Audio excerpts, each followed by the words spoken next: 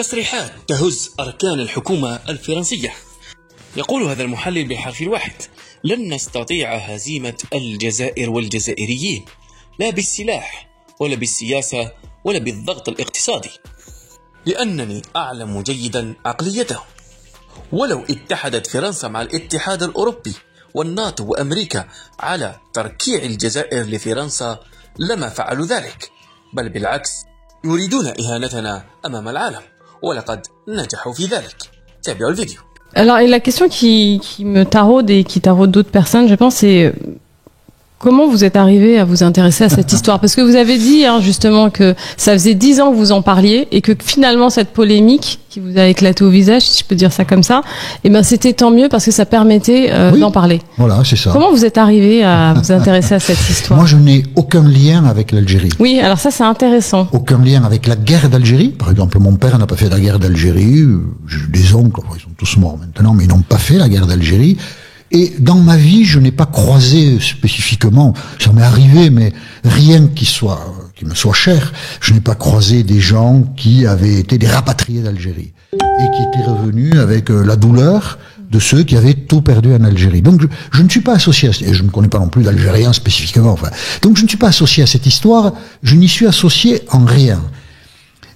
J'ai découvert cette histoire, j'ai déjà eu l'occasion de le dire une fois, mais par l'intermédiaire de Charles de Gaulle. Je me suis intéressé, ça oui, au retour de Charles de Gaulle au pouvoir, parce que c'est une aventure extraordinaire. Charles de Gaulle a quitté le pouvoir en 1946 et il revient en 1958. Et il revient, son retour est rocambolesque. Donc son retour m'a intéressé. Et j'ai croisé là la question de l'Algérie française. Puisque ce sont des gens favorables à l'Algérie française, des militaires, mais pas que, qui permettent à De Gaulle de retrouver ce qu'il avait perdu, c'est-à-dire le pouvoir. Donc je me suis intéressé à l'Algérie française, et pas tant à la guerre d'Algérie, en fait. Assez vite, la question qui m'a fasciné, c'est l'Algérie française. Pourquoi l'Algérie française? Pourquoi pas le Cameroun français? Et pourquoi justement? D'où ça vient? Ah bon, on va y venir, mais si vous voulez, vous le savez comme moi, mais pourquoi? Pourquoi on a investi sentimentalement cette terre qui est très loin géographiquement et qui est très loin culturellement? Pourquoi on a dit ça c'est la France? Et donc je me suis intéressé à ça parce que c'est intellectuellement, historiquement et politiquement c'est assez passionnant. Et en m'y intéressant, je m'y suis aussi un peu noyé de manière émotive parce que il y a une violence, des injustices. En fait, j'ai compris en m'y intéressant ce que je ne savais pas spontanément, que l'Algérie, ça n'était pas du tout la France. Que l'Algérie, ça n'avait jamais été la France. Et que l'Algérie française, c'est un mensonge gigantesque, fabriqué par des gens par opportunisme et sans calcul, mais avec une immense bêtise, et qui a causé des douleurs pour les musulmans présents sur le territoire, c'est une évidence, et aussi pour les Français qui ont été associés, soit par l'intermédiaire de la guerre et des appelés, mais plus profondément que ça, les colons, qui ont été amenés dans une impasse historique. Ce que vous avez découvert par rapport à l'Algérie française, finalement, parle de la République française. Est-ce que vous avez été déçu? Est-ce que vous avez été choqué? Est-ce que vous avez été... voilà, déçu, cette découverte, non, qu'est-ce qu'elle a provoqué chez vous? Des illusions, peut-être? Non, peut-être le sentiment le plus juste, c'est étonné. Comment on a pu faire tout ça? C'est pas la France. Donc comment on a pu faire tout ça? D'une certaine manière, c'est peut-être une énigme. J'ai compris pourquoi en 1830, bon, les raisons sont bonnes ou pas bonnes, pourquoi tout à coup, celui qui dirige la France veut prendre possession d'Alger. C'est un vieux projet. Alger, Tunis et Tripoli aussi, sont des perturbateurs du commerce depuis longtemps. On focalise sur Alger. Donc Louis XIV s'est dit, Alger, je vais rentrer à Alger, je vais leur casser la gueule à tous. Il l'a jamais fait. Napoléon y a pensé. D'autres y ont pensé. Les Britanniques y ont pensé. Alger a été un point de crispation dans l'histoire de tous ces pays-là. Alger existait d'ailleurs, en fait. C'est intéressant ce que vous dites. Pas l'Algérie, mais Alger. Oui, pas l'Algérie, mais Alger. Il y avait... Alger était un bastion de pirates. Donc Alger était un perturbateur repéré. Mais personne n'était passé à l'acte. On dira peut-être 2 mots après de l'Algérie, est-ce qu'elle existait ou pas avant, parce que là-dessus, si ça intéresse, on peut en parler. Bon, mais Alger. Et donc, Charles X passe à l'acte. Pourquoi? Pour des raisons humanitaires? Non. Pour des raisons diplomatiques, parce qu'il y a un conflit de blé? Fondamentalement, non. Charles X cherche un succès militaire pour suspendre les libertés qui existent en France et qui sont issues de la Révolution française. Charles X, petit frère de Louis XVI, veut fermer une porte qui lui a procuré une douleur considérable. Et donc il investit Alger. Et après, une fois qu'il a le succès militaire, il pense que le prestige qu'il a acquis lui permettra de suspendre les libertés. Et c'est ce qu'il fait le 25 juillet 1830. Il prend 4 ordonnances qui suppriment la liberté de la presse et qui suppriment le Parlement. Et à sa surprise, à la surprise de tout le monde d'ailleurs, il y a 3 jours de révolution derrière, mais y compris à la surprise de ceux qui sont à la tête de cette révolution, qui ne pensent jamais qu'ils seront assez forts pour renverser le roi. Et c'est ce qui se passe. Le roi est renversé. Il a loupé son coup. La France des libertés a gagné. Qu'est-ce qu'on fait d'Alger? On ne sait pas. Et on va passer des années à faire n'importe quoi. À combattre les Algériens qui veulent nous voir repartir. On n'est pas décidé à repartir parce qu'on ne sait pas quoi faire. Donc on reste. Et puis après, en 1840, on décide de tout conquérir. Et non seulement de conquérir la terre, et de soumettre les individus qui s'y trouvent, mais de chasser les individus qui s'y trouvent, de leur voler la terre, pour faire de la place à des Européens. On espérait qu'ils seront français, mais en fait, ils seront plutôt espagnols et italiens, et aussi des Français, qui viendront tenter l'aventure. C'est la colonie de peuplement. C'est la colonie. Enfin, c'est la caractéristique importante. Il y a très peu de colonies de peuplement dans l'histoire. Il y a la Nouvelle-Zélande, il y a l'Australie, il y a l'Afrique du Sud. Alors ça concerne pas la France. Et il y a l'Algérie. Ce sera la seule colonie de peuplement. Un peu la Nouvelle-Calédonie, mais l'histoire est différente si on la regarde attentivement. L'Algérie sera la seule colonie de peuplement. On fait venir des Européens, on les installe. Et on en fait un bout d'Europe, ou plutôt un bout de France.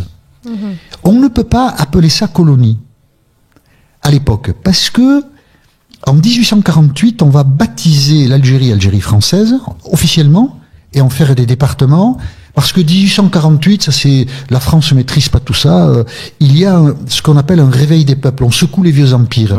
Partout en Europe, il y a une contestation des empires. C'est une contradiction intellectuelle formidable. Les peuples doivent être libres, et donc nous, on va servir les Algériens. Ça tient pas debout, mais c'est ce qu'on va faire. On ne va pas appeler l'Algérie colonie, parce que c'est contraire à l'esprit du moment. Donc on va en faire des départements français. Et donc l'Algérie sera française. Ce mensonge, ça tient pas debout. Mais nous nous embarquons là-dedans. Et nous y investissons beaucoup de moyens. Beaucoup de moyens militaires, beaucoup de moyens humains, et beaucoup de prestige, beaucoup de gloire. Et on ne reculera plus après. On utilise finalement cette histoire, enfin cette Algérie, pour redorer le blason en fait de la République. Rien n'est très pensé. Non mais ça me fait penser à Retailleau en fait là, quand vous parliez de Charles X, on se dit Retailleau c'est un peu ce qu'il fait là. Retailleau et Charles X. Retailleau, oui. Je il essaye. Non, je fais pas la comparaison. Je vous laisse la responsabilité parce que je viendrai vous voir en prison. Je ne vais pas y aller avec vous. Mais en tout cas, il utilise cette question pour faire ses griffes. Bruno Retailleau aujourd'hui, oui. Bruno Retailleau aujourd'hui ne donne pas le sentiment de vouloir régler le problème avec l'Algérie, mais il donne le sentiment d'utiliser cette question pour conquérir la présidence des Républicains. Mais bon, ça sera oublié très vite, ça. Mais oui, ça existe, oui, bien sûr. Moi, ce qui m'intéresse aussi, c'est très intéressant ce que vous avez dit. C'est vrai que ce n'est pas des choses qu'on apprend à l'école. Pas forcément, pas dans ce détail-là. Non, parce que oui, voilà, c'est trop. Oui, voilà. Et comment vous expliquez le fait que on ait du mal à sortir cette histoire des cahiers d'historiens, de cercles d'initiés? Au point où nous en sommes, la violence, c'est le nazisme. L'exemple de ce qui n'est pas acceptable, c'est le nazisme. Alors, dans le nazisme, il y a quelque chose qui est irréductible, c'est la Shoah. La volonté de faire disparaître un peuple, une culture, d'y mettre des moyens colossaux, d'organiser tout ça, c'est l'abjection des abjections. Bien sûr. Donc ça, c'est le nazisme. Mais le nazisme, ça n'est pas que ça. Le nazisme, c'est la supériorité de la race, c'est la violence assumée, la vie. Celle des Juifs ne vaut rien, bien sûr. Mais même les autres ne veulent pas grand-chose. La dépossession aussi. La dépossession. Oui, la dépossession culturelle, la dépossession matérielle, oui, des biens physique, des Juifs. Bien sûr. Oui, et puis les territoires, les Germains sont c'est de la folie, hein. Les Germains sont un peuple supérieur. Donc ça, c'est l'horreur absolue. Comment peut-on accepter que nous ayons eu plutôt une mentalité identique? La Shoah en moins, mais une mentalité identique. Les Algériens qui sont... Ça ne vaut rien. Ce sont des vies qui ne valent rien. Ce qui compte, c'est le projet français, la supériorité française. Et nous massacrons, nous tuons, nous cantonnons un statut pratiquement d'esclave les premiers possesseurs de la terre, nous nous comportons d'une manière abominable. Et nous ne voulons pas voir cela. Et au sortir de la Deuxième Guerre mondiale notamment, la colonisation est dans les esprits tout de même. Nous maintenons cette idée, l'Algérie est française, parce que nous y attachons une part de notre identité, de notre prestige, et abandonner cela, c'est déchoir complètement. Et donc nous nous entêtons, cela finit par la guerre d'Algérie, et une fois que c'est fini, nous ne voulons plus en parler, parce qu'on a honte, parce qu'on sait qu'on s'est trompé. On s'est trompé non pas en menant la guerre contre les Algériens à partir de 1954, mais on s'est trompé à partir de 1830. Au fond, on le sait. Et donc, ne pas revisiter cette histoire, c'est éviter de se le dire. Et moi, je crois qu'un jour, il faudra qu'on se le dise. Parce que c'est le principe du refoulé. Ça nous gêne tout le temps. Ça revient tout le temps, ouais. Ça revient tout le temps. Ça revient tout le temps de manière inattendue, d'une manière qui nous blesse tout le temps. 2000 Stade de France, France-Algérie, les supporters de l'Algérie qui sont français sifflent la Marseillaise. Et le président de la République quitte les tribunes. Bien sûr. Mais en fait, qu'est-ce qu'ils disent, ces gens qui sifflent la Marseillaise? Ils disent, vous nous avez fait beaucoup de mal. Est-ce qu'on vous a vraiment fait beaucoup de mal? Oui. Mais on ne peut pas le reconnaître. Mais alors, quand vous dites ça, c'est très intéressant parce que je repense à ce que disait Alain Duhamel sur le plateau de FM. Il disait, oui, mais il faut vraiment dire que cette histoire n'est plus la nôtre. C'est une autre histoire, c'est une autre société. Il gomme l'espèce de transmission silencieuse, invisible, que se fait cette histoire. Que cette histoire, comment dire, cette histoire, elle est léguée finalement. Oui, c'est ça. Ça n'est plus la nôtre, bien sûr. C'est pas ni moi ni Alain qui avons conquis l'Algérie. Moi, je n'ai tué personne. Donc, ça n'est pas la nôtre. Mais c'est pas moi non plus qui ai écrit les droits de l'homme. Et les droits de l'homme, ils sont à moi. On est d'accord. Donc, voilà. On est dépositaire d'une histoire. On la fait vivre. Et on doit avoir suffisamment de maturité pour dire que dans l'histoire, nous sommes fiers de ceci et nous avons honte de cela. C'est la vie, quoi. Ça ne remet pas en cause la France. Mais il y a, moi en tout cas, il y a une part de la France que j'aime et il y a une part de la France que je n'aime pas. Voilà. De la France, de la République. Parce que c'est quelque chose que je dis souvent maintenant. Je pense qu'il est temps d'assumer la part sombre de la République. Il n'y a pas de République sans assumer la part sombre de cette République, que ce soit la colonisation ou d'autres choses. Moi, je n'introduirais pas l'idée de la République. C'est la France. Oui, après, c'est sous différents régimes. Oui, parce que c'est la France au sens où elle est incarnée par un régime dictatorial en France, c'est-à-dire le Second Empire, c'est un régime dictatorial. Celui qui le dirige juge que la situation faite aux musulmans en Algérie française est inacceptable et il veut créer un royaume arabe. Oui. Donc c'est un dictateur, hein. Mais là il dit non, là c'est trop quoi. Ce qu'on fait là, ça va pas du tout. Et donc il veut changer les choses. Et les colons qui sont là n'ont de cesse que de contrarier les projets de Napoléon III. Et quand Napoléon III va tomber à Sedan en 1870, ils font la fête. Ils débouchent le champagne. Ils sont républicains. Les colons sont républicains. Donc, ça brouille la perspective. C'est pas la République, c'est la France. La République, les dirigeants de la République sont comme les dirigeants d'avant. Ils ont fait des choses bien, des choses moins bien. Alors moi, concrètement, je me pose souvent la question, comment ce négationnisme, parce que le terme est trop fort. Trop fort. On est quand même on nie en fait des faits et on nie pas ce qui se passe. On le regarde pas, on n'en parle pas. Ouais. C'est une négation par omission. Alors ça n'est pas le négationnisme, c'est des gens qui disent les chambres à gaz n'ont pas existé. C'est ça le négationnisme. Ça n'a pas existé. Éric Zemmour récemment a dit les massacres il y en a eu. Bon voilà, donc il ne nie pas, mais il les compense par on a construit des hôpitaux. Bon d'accord, c'est son échelle de valeur. Voilà très bien. Mais c'est pas du négationnisme, Alors, c'est une honte. On a honte de ça. Ou cet aveuglement, cette Non, honte, c'est de la honte. La honte me paraît être le mot le plus juste. On a honte de ce que nous avons fait et on n'aime pas que quelqu'un nous rappelle cela parce que ça nous met mal à l'aise. Donc n'en parlons pas. Voilà. Est-ce que vous diriez que cette honte, elle est plus présente dans la population française lambda que dans les élites? Quand je dis les élites, bon, c'est un terme un peu fourre-tout, mais que ce soit les politiques, les médias, ceux qui tiennent un peu, qui peuvent façonner d'une certaine façon l'opinion. Je crois qu'il y a beaucoup de gens qui se demandent mais pourquoi on en parle encore? Ouais. À quoi ça sert? Ça, c'est quelque chose qui revient souvent. À quoi ça sert? C'est pas une question qu'il est facile d'aborder, pas facile d'y répondre.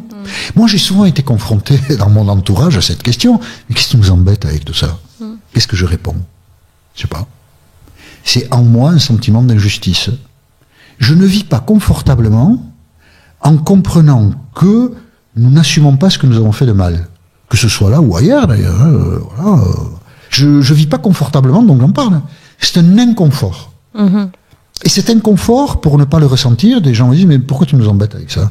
Pourquoi tu veux nous mettre dans l'inconfort? Parce qu'au fond, cet inconfort, tout le monde le partage. Tout le monde. Tout le monde ressent la même chose. Quand on regarde... Mais il faut pas le dire. Donc voilà, parlons d'autre chose, quoi. Et on a suffisamment de problèmes aujourd'hui. Tu crois vraiment que parler de ces trucs-là, ça sert à quelque chose? Ben oui, ça sert à retrouver le confort. Reconnaître la douleur que nous avons répandue, ça sert à retrouver le confort, à avoir une claire conscience de ce qui est bien dans notre histoire. Sinon, tout est souillé. Si on ne distingue pas les choses, tout est souillé. À peu près entre 10 et 12% de personnes en France qui sont concernées de près ou de loin par cette histoire. Justement, ce confort, il faut le retrouver pour ces personnes, parce que ça fait quand même du monde. Et puis on a l'impression qu'on peut rejouer un inconfort pour tout le monde. C'est un inconfort. Moi, je suis pas concerné. C'est un inconfort pour moi. Donc, moi, je suis pas concerné, moi. Je suis pas dans les 12 millions, là. Ou les 10 millions, ou les 6 millions. C'est un inconfort intellectuel, un inconfort moral, un inconfort psychologique. Il n'y a pas besoin d'être concerné par cette histoire. C'est juste un regard sur les choses. Comment moi je peux accepter que j'ai raconté cette histoire récemment, la France, les militaires français, les colons français enferment 2000 personnes dans le stade de Philippeville, 1955, c'est après la guerre, c'est dans la modernité des choses, et on leur tire à la mitraillette pendant 10 minutes. Comment je peux accepter ça? Comment je peux accepter que des adolescents, ils commencent leur vie, ils ne sont responsables de rien, ils ont été raflés. J'emploie le mot à dessein, il y en a d'autres qui ont raflé, ils ont été raflés, ils sont dans le stade, on leur tire dessus. Ils sont coupables de quoi? De rien. De rien. Ouais, Comment je peux accepter ça? Voilà ça. Sûr. Il y a énormément d'anecdotes, de faits historiques, justement, qui sont soit des massacres, soit il y avait eu des centaines. Oui, à Zeralda. Je sais pas si vous en avez entendu parler. Oui, Zeralda, j'ai en tête. Oui. Un maire en 1941 qui décide. J'ai vu Zeralda. Oui. Le maire s'appelle Fourcade, et donc il décide d'interdire la plage aux Arabes et aux Juifs. D'accord. Et l'été suivant, en août, 1er août 42, des indigènes, des Algériens décident d'aller sur cette plage, et ils se font arrêter. Et il en enferme une trentaine ou une quarantaine dans une cave de la mairie, qui est attenante à la mairie. Et il fait très chaud. Et il y a 25 personnes qui meurent sous l'effet de cette chaleur. Voilà. Donc, et en fait, il y en a eu des tas. Bien sûr, évidemment. Il y a eu les massacres au 19e siècle, la Goîte. Considérable, bien sûr, mais tout le temps, des histoires étranges, curieuses. Ces gens, les musulmans, meurent par dizaines, on ne sait même pas. Aucun compte n'est précis, on dit environ. Bien sûr. Parce que ce sont des vies qui... On ne les compte pas parce qu'elles ne comptent pas. C'est un problème. Il faut se débarrasser de ça. Il faut regarder ça. Il y a la question des viols aussi. Oui, bien sûr. Des viols que Florence Baugé, de Journaliste au Monde, a beaucoup documenté. Oui, bien sûr. Effectivement. On est loin, en fait, d'avoir ouvert la boîte de Pandore, parce qu'on reste cantonné aux 8 années de la guerre d'Algérie. Mais c'est vrai qu'on parle très peu de la colonisation et encore moins de la conquête, comme vous l'avez fait. On parle peu de la conquête, on parle peu de la vie quotidienne, on parle peu de l'organisation de la société. Les gens qui en parlent... introduisent un mythe, celui de la fraternisation, de la cohabitation des communautés. Tout ça n'est pas vrai. Parce qu'on essaie de s'arranger de l'horreur. Voilà. On ne s'arrange jamais de l'horreur. L'horreur, on s'en débarrasse quand on la regarde en face. Moi, ce qui m'intéresse aussi, c'est qu'est-ce qu'on dit aux jeunes finalement, parce que c'est quand même un sujet. Les jeunes sont, surtout aujourd'hui, sont très attachés aux faits. Alors, il y a des fake news, mais finalement, je pense que ça les rend beaucoup plus sensibles à cette question. Et qu'est-ce qu'on dit aux jeunes? Comment on s'y prend? Parce que l'enseignement, on dit la même chose. Enfin, dans le sens ils ont un pouvoir de transformation aussi, peut-être plus fort que les plus âgés. Non, je pense. Enfin, moi, je suis faible pour entrer par ces portes-là. La France a su, par l'intermédiaire de l'université, convaincre certaines des siennes de travailler sur ces questions-là, de faire la vérité sur ces questions-là. Après, il y a un blocage.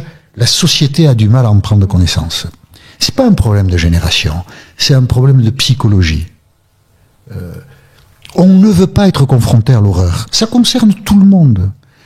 Quelqu'un qui a 20 ans aujourd'hui, 25 ans aujourd'hui, et qui accède à la conscience des choses, par amour de la France, par sentiment patriotique, il veut pas en entendre parler.